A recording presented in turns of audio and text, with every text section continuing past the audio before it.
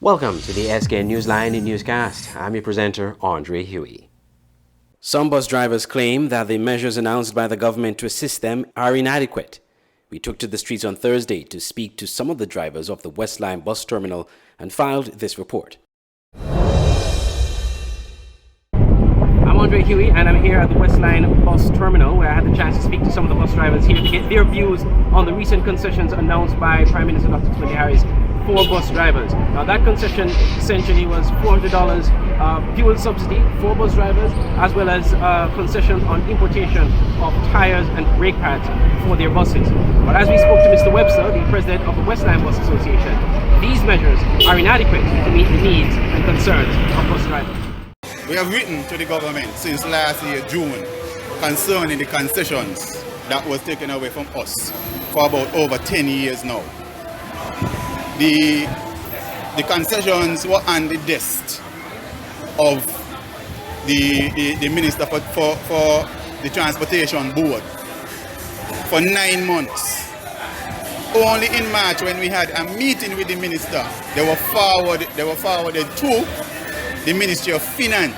So they was at the Ministry of Finance since March. This is now July.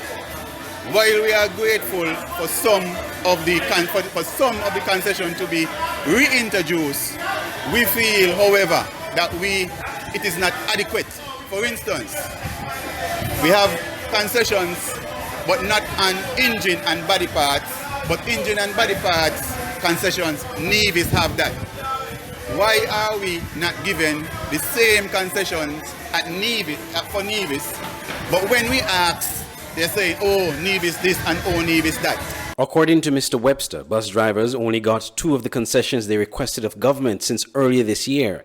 He said instead of a $400 fuel subsidy per month, which he stressed was inadequate, they had asked for $1,000, which amounts to $50 per day for 5 days a week. While again we are grateful for something, the $400 is way off. We spend $120 to $150 a day in gasoline a day. And if you work out $400 for a month, it's like $28, $25 or somewhere around here a day.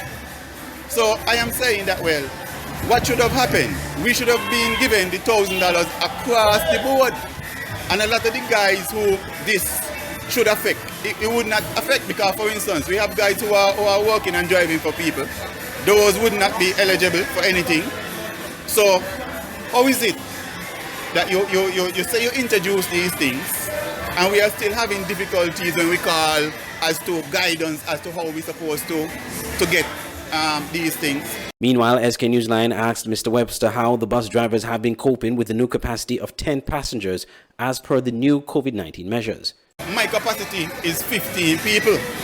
We are coping with the 10 because we understand that we have a community spread, so we are not trying to be unreasonable. But we were already struggling even before the 10.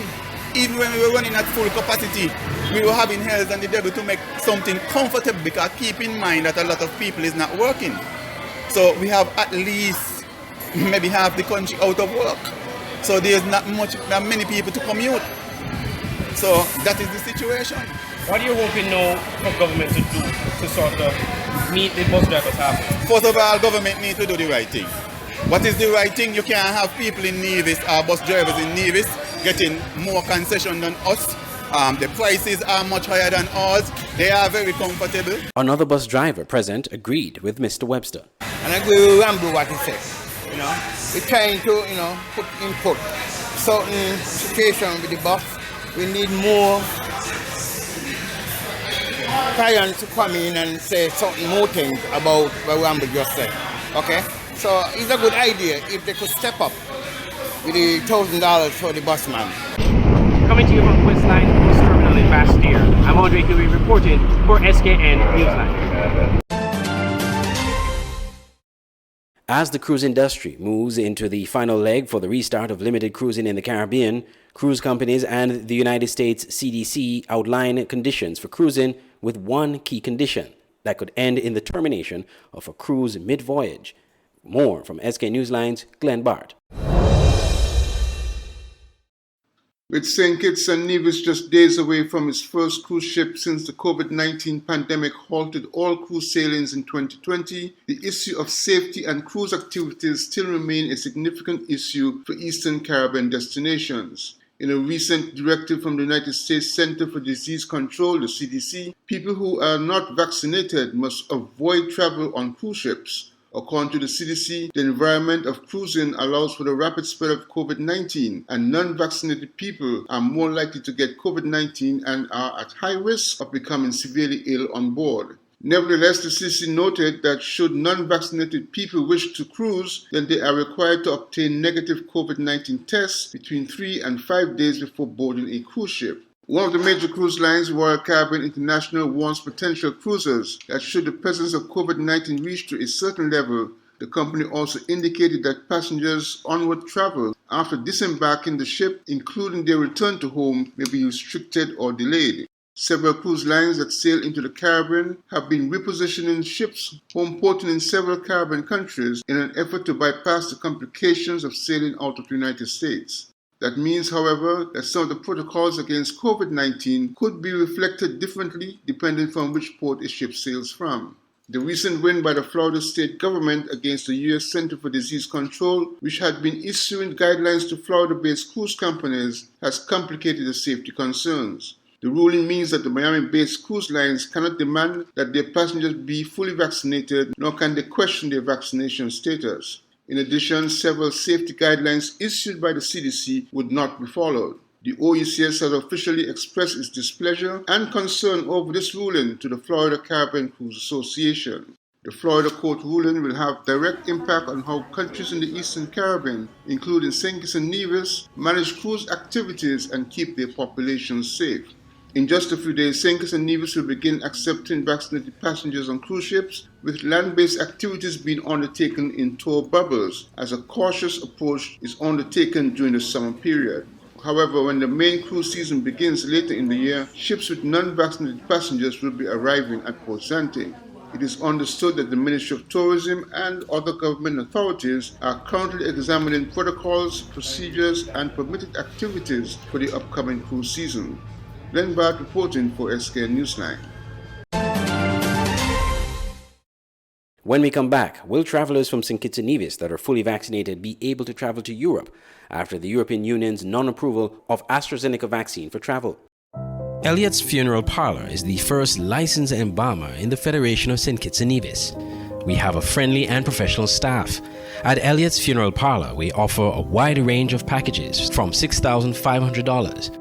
Homegoing service at chapel, locally made caskets, tailoring of outfit for deceased of your choice, wake, overnight with slideshow, funeral, death announcement, obituary, booklets, family pin-ons, memorial books, preparation of funeral arrangements, wreath, fresh and artificial.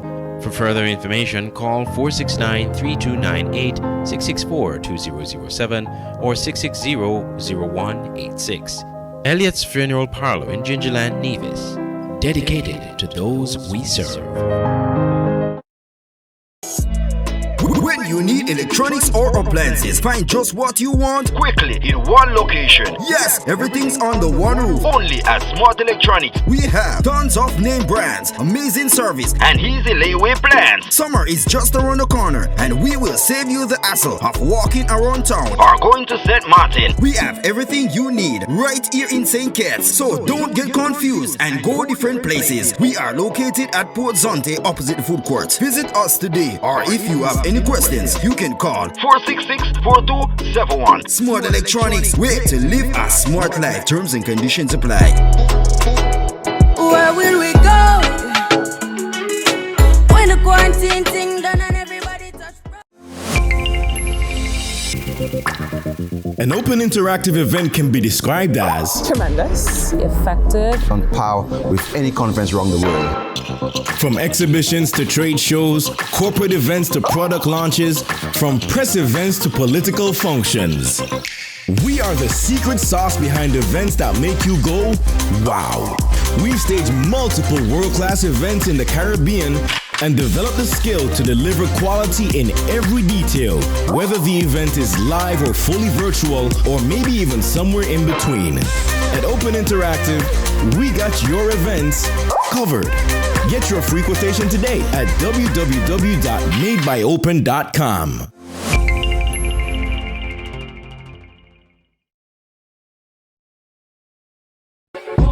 Auto Plus Car Wash, located on the College Street Gut, Bastyr, St. Kitts. Bring your car to Auto Plus Car Wash to remove water stains, wiper marks. Get your doors, roof panel cleaned, seat floor mats, buffing, headlights, and engine wash. You get quality service at the best price at Auto Plus Car Wash. They really care for your car. Call 765-5140 or visit them on the College Street Gut, Bastyr, St. Kitts. Auto Plus Car Wash, where the service is number one.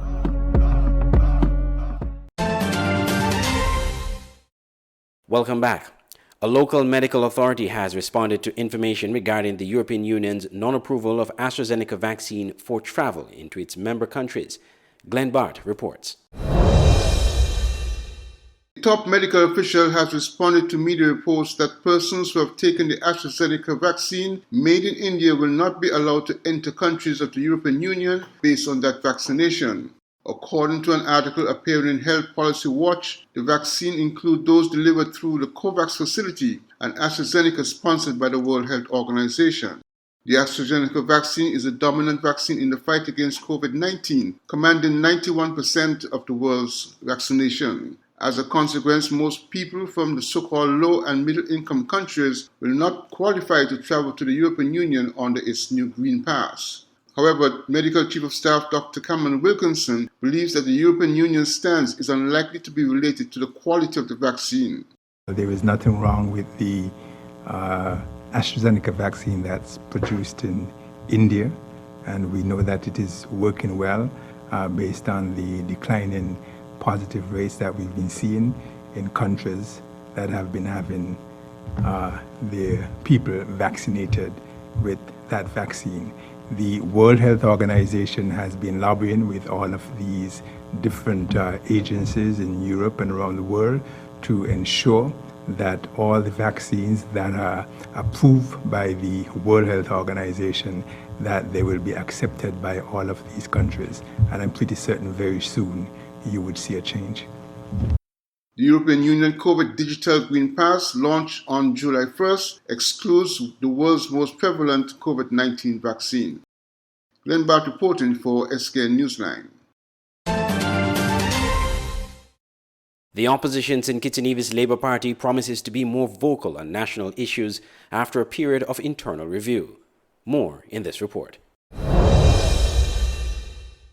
After the bruising 2020 election defeat to the Team Unity Coalition, the St. Kitts and Nevis Labour Party kept a very low profile.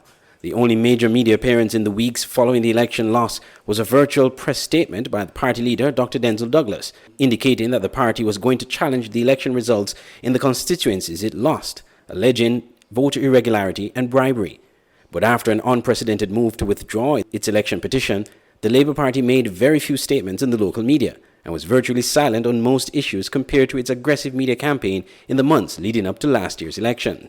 But Dr. Douglas, in an interview with SKN NEWSLINE recently, has assured that the party going forward will be more vocal. The Labour Party has been taking notice of every single issue that would have affected the lives of the people of St. Kitts and Nevis.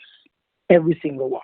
We, however, have decided that there is much more that we have to do, and looking after the interests of the party became the priority. The party has been going through a period of self-assessment after having done self-appraisal. And we have come up with a strategy that told us we needed to look after certain internal structuring of the party and how the party functions internally, and how we need to rebrand and maybe modify our approach. And we have taken time over the last 12 months thereabout to do that. We just came out of our conference just in May of this year, a few weeks ago, where we not only put new policies in place, but we also ensured that the Constitution was amended to give foundational support and substance to the policy decisions that we have taken. And so we had a constitutional conference in May, and we are just now about ready to roll out on our new and the next policy position, and that is the naming of our candidates, etc. The party, Dr. Douglas said, will have a different approach to how it addresses issues in the public domain. We have decided that we will speak.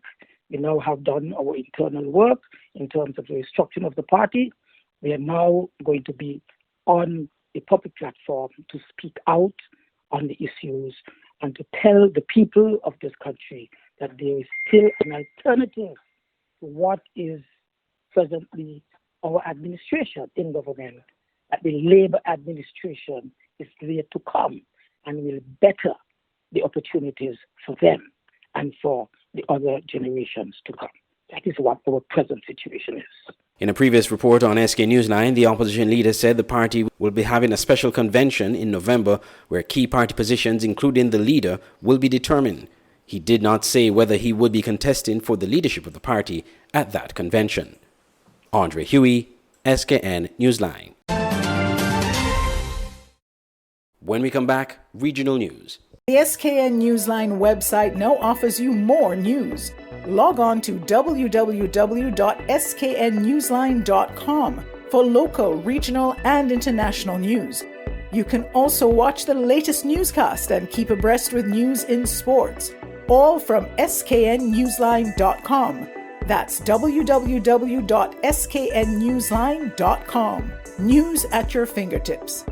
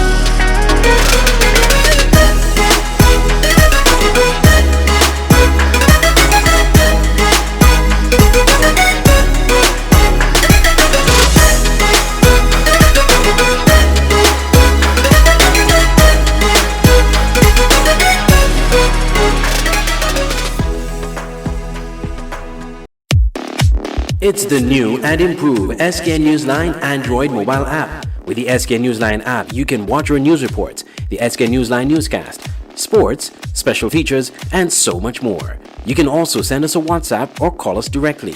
Go in the Google Play Store, search SKN NEWSLINE, and download the app today. The SKN NEWSLINE mobile app. News on the go.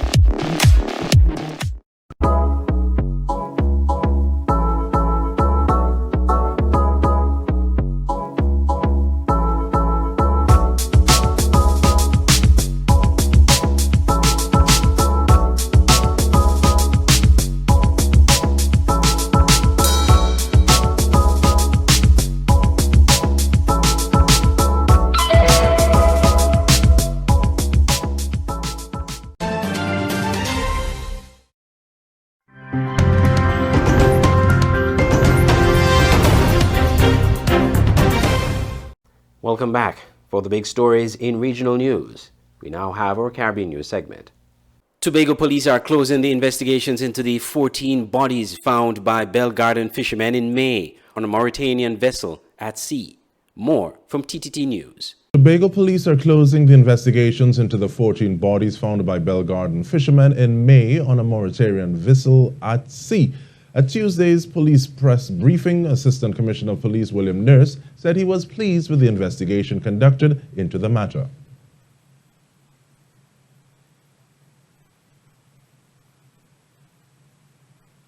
I have received the final report from the investigator. That final report will be heading off to the Commissioner office by tomorrow. And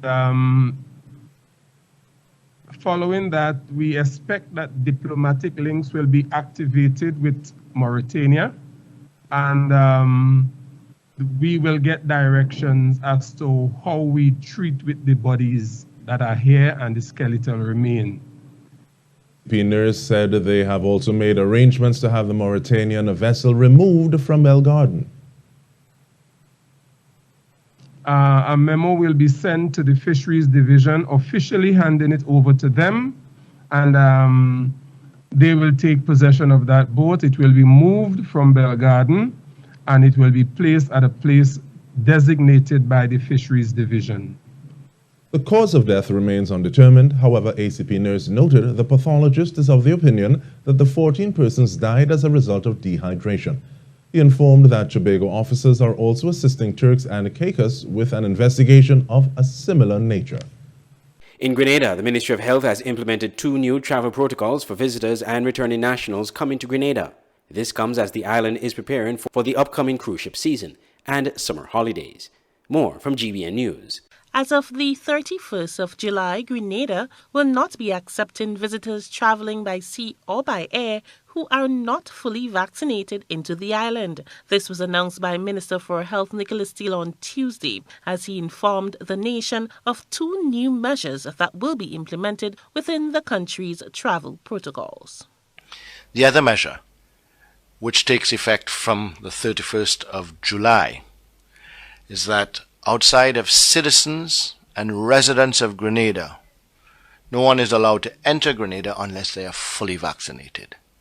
So citizens and residents can return to Grenada, whether vaccinated or unvaccinated. But any visitor to Grenada must be fully vaccinated from the 31st of July. We have given, we hope, enough notice for individuals. We do apologize for any inconvenience that this may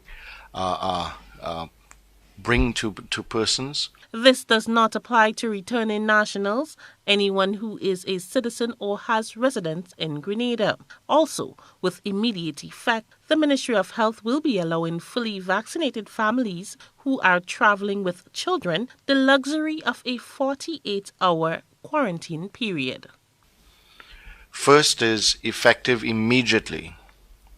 Persons 13 years and under traveling with a fully vaccinated party will be treated like that party as fully vaccinated with respect to quarantine. So if you're traveling with children 13 and under, and you and everyone else in the travel party of age is fully vaccinated, then the entire party will only have to do 48 hours quarantine. The minister explained that his ministry has already held consultations with the Grenada Tourism Authority and the Grenada Hotel and Tourism Association on the matter. He also highlighted that some of these restrictions should already be lifted. These restrictive measures should not have to continue. We should be looking at further easement of these measures because we should be at a level where our population is protected by utilizing all of the tools. So I urge all of you who have not yet taken the vaccine to please come forward.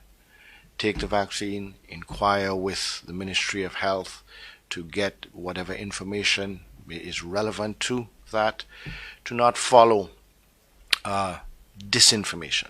Seabourn, a cruise line based in Barbados, is expected later this month.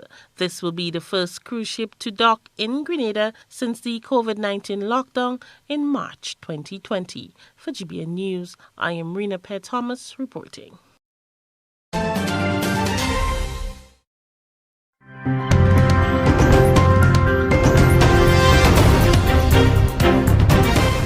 Internationally, the number of coronavirus deaths in Argentina has surpassed 100,000, making it the 5th Latin American country to exceed that figure.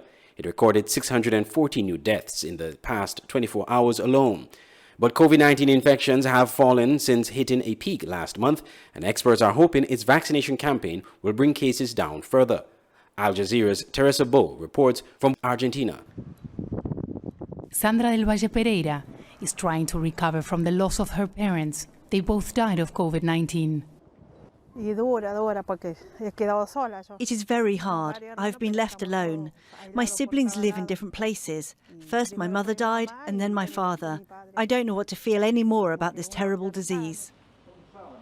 Argentina has reached the grim milestone of 100,000 COVID-19 deaths. It's one of the hardest hit nations in the region, even though daily average case numbers have fallen since the peak last month. So far, fewer than 10% of the country's 45 million people have been inoculated with 2 doses, but an increase in vaccination in the past month is raising hope the country will be able to control the pandemic. Every life that has gone is a great regret for me. To those who have lost a loved one, you'll always find solidarity, love, and regret for what you have had to live. But I can guarantee you that the exit door is near. We're not going to stop in these months vaccinating each and every Argentine man and woman. But it's also the associated economic crisis that has people here extremely concerned.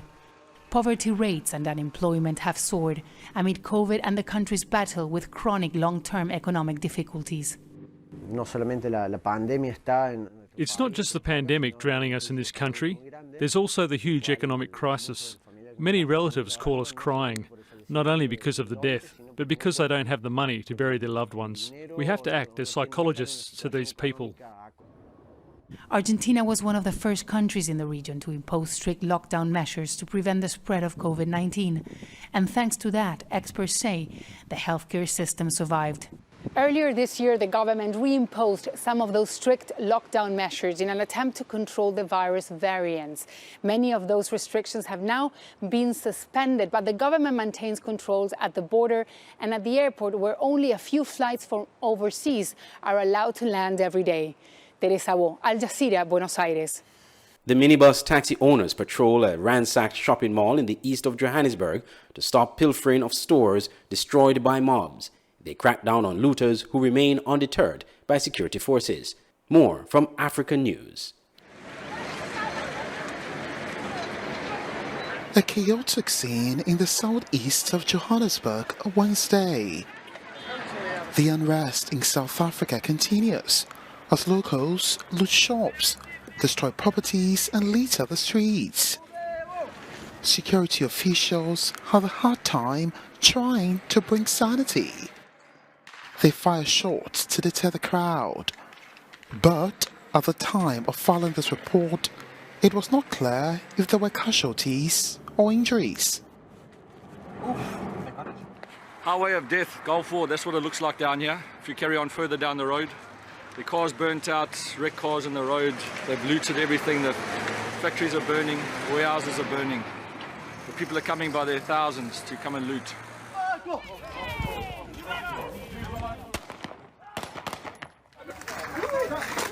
With sticks in their hands, guns and metal rods, dozens of concerned men decided to take matters in their own hands.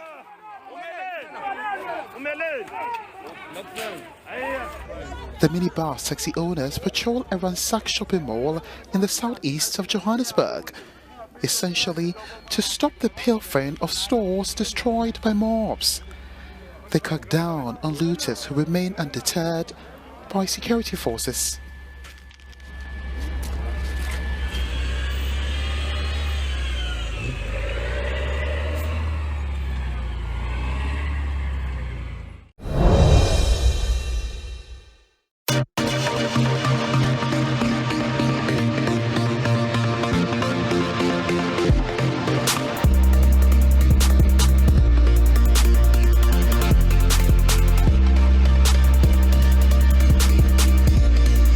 In sports, 8 days to go to Tokyo 2020, and Olympics chief Thomas Bach says there is zero chance of participants infecting Japanese residents with coronavirus. Those comments came on the same day that one athlete and several staff members at the Games tested positive in Tokyo. Al Jazeera's David Stokes reports. The Olympic torch relay continues in Tokyo, but it's largely ceremonial, with the torchbearers only allowed to walk with the flame for a few metres. The state of emergency in the host city has seen the relay taken away from public roads, with no spectators. Restrictions are also impacting local business close to the venues. This fencing club across from the main stadium has been told to leave its premises until mid-September because it's being used by Tokyo 2020. Bad news for a small business already struggling with the impact of the pandemic. With the sports industry already lacking energy, to now be told there will be no practice area is an additional blow. From a business perspective, it's going to be a big negative, in all honesty. 8 days to go until the Games, and coronavirus continues to cause disruption. On Thursday, the first athlete to test positive under the organiser's watch was confirmed in Tokyo, along with a member of Games personnel and 4 Tokyo 2020 contractors. 8 women rugby players from Kenya are also isolating after a positive case on their flight, and US basketball star Bradley Beal could miss the Games. He's isolating at their camp in the States, with his teammates set to fly out on Monday. The American women's football team is already in Japan, getting ready for an Olympics like no other, with no fans at all in the stadium. It'll be really different, but we have to be able to imitate fans around us and kind of that sort of energy. We have to feed off each other because we're not going to get that from any outside audience or anything like that. No fans, and the medal ceremonies will look different too. Athletes who win gold, silver and bronze will have to collect and present themselves with the medals to reduce the risk of spreading the virus. Despite all the complications, countries continue to send their teams to compete, including China, who have assembled their biggest ever delegation for an Olympics. All 431 of their athletes were unveiled at a special ceremony in Beijing, with the Games set to begin a week on Friday. David Stokes, Al Jazeera. In our sports roundup, we start off with football, taking a look at the results in the Gold Cup, which started on the weekend. Trinidad and Tobago in the opener versus Mexico, they came to a 0-0 draw. Great result for Trinidad and Tobago. Canada defeated Martinique 4-1.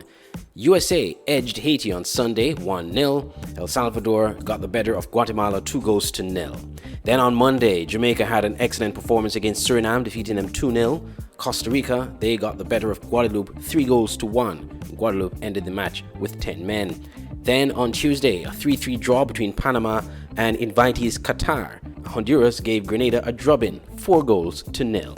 And then on Wednesday, Trinidad and Tobago, following up from that good result against Mexico, however, could not find the better against El Salvador. They lost to El Salvador 2-0. Mexico bounced back from that 0-0 disappointment against Trinidad and Tobago with a 3-0 drubbing of Guatemala. Coming up, we'll see Canada taking on Haiti on Thursday at 7:30 p.m. and the USA versus Martinique at 9:30 p.m. Jamaica will do battle with Guadeloupe on Friday at 6:30 p.m. and Costa Rica will take on Suriname at 8:30 p.m. Now to news in the NBA, led by Chris Middleton's 40 points, 24 in the second half, 6 rebounds and 4 assists. The Bucks defeated the Phoenix Suns 109-103 in Game 4 of the NBA Finals. Giannis Antetokounmpo added 26 points, 14 rebounds, and 8 assists for the Bucks in the victory, while Devin Booker tallied a game-high 42 points for the Suns. The best-of-7 series is now tied 2 apiece, with Game 5 taking place on Saturday, July 17th at 9 p.m. in Phoenix. And that will do it for this edition of the SKN Newsline Newscast. For more stories, log on to our website, www.sknewsline.com. From all of us here at SKN Newsline and Channel 95, I'm Andre Huey. Thank you for watching.